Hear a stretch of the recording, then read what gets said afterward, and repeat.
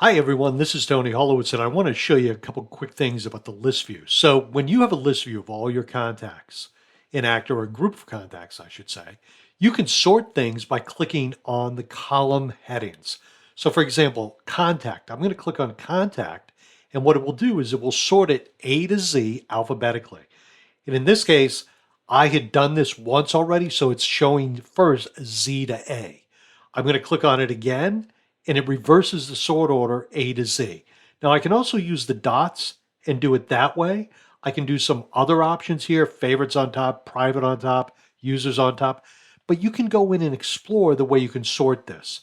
If you have blanks, the blanks will always come first because ACT sees blanks alphabetically as being before something with a letter or a number for that matter. It also sees numbers before letters.